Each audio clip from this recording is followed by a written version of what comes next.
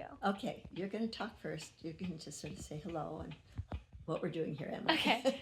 Well, my name's Emma. You don't see me very often because I'm usually behind the camera where I like to be.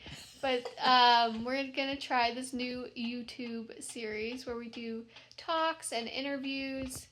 And we're just trying to get the story of Mike and me out more, along with the discussions around Mike and me and Alzheimer's and dementia and even other long-term care diseases, and have those discussions more with varying audiences. Perfect. This is why I wanted Emma in front of the camera, because she's just great. Okay, it's going to go back to me. Stay tuned. So Emma and I are here now together, and I just want to tell you a little bit about a book I wrote. So to give you a little bit of a background, my husband died of Alzheimer's in 2011, which seems like yesterday, and yet all of a sudden many years have gone by. He was diagnosed in 2002, and with his diagnosis, needless to say, there was a lot of fears, mine and his. And his primary fear was not living in our home till the end of life, and that was what he really did not want to do. He wanted to stay with me and stay in our home.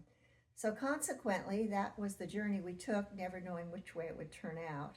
And over the course of that time, I started looking for a book, something to tell me, how do you do this? How do you stay at home with somebody who has Alzheimer's, and managed to do that to the end of life. And at one point, his doctor said to me, you should write about this so that there will be a book for other people. And ultimately, that's what happened. And as amazing as it seems to me, I now have a book called Mike and Me. And I'm very proud of the end result. We've won an award.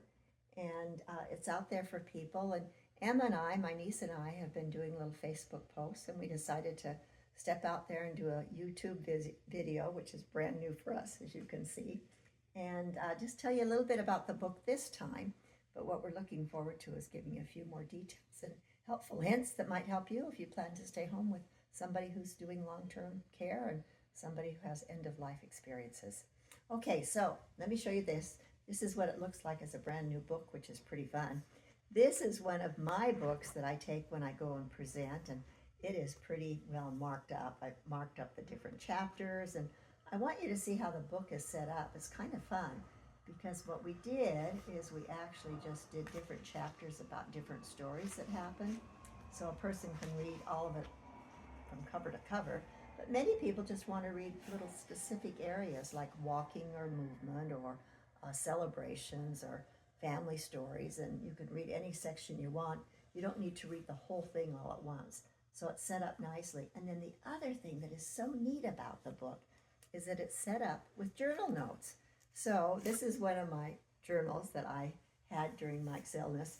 It's again all marked up. You know, I've got pages marked because when I was getting ready to do the book, I needed to find the sections on speech so I could quote Mike. And so I've got pink tabs for speech, and I've got different ones for mobility.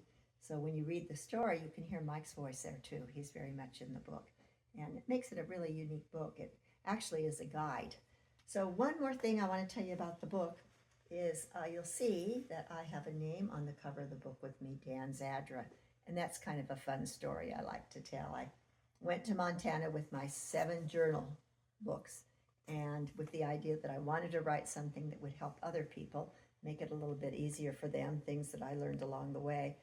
And I was coming home from Montana, a little cabin the family has over there, and I stopped in Coeur d'Alene, and I was looking at a monument there, and somebody was coming down a hill with a dog, and the dog kind of pulling on the leash, and came over. It was early in the morning. I was doing a one-day drive, and I commented on the monument, and the person told me about the monument, and I said, oh, I just needed to get out and stretch. I'm making a long drive from Montana to Washington. I live outside Seattle, Washington. And they said, oh, I used to live in Kingston. Well, that's kind of like a neighbor to where I live. And I said, oh, how'd you get here?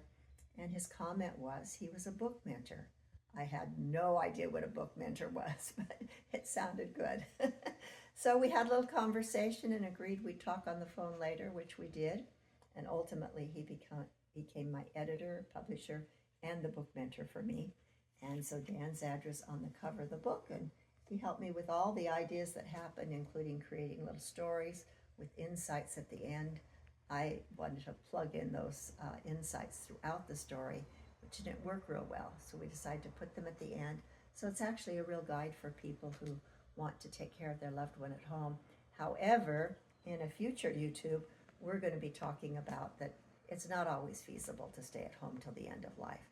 But this gives you lots of tips if you want to, and maybe you'll extend the time you can do it. So that's probably enough for now, but we're going to be back with another YouTube for you real soon, and I look forward to touching base again. Thanks.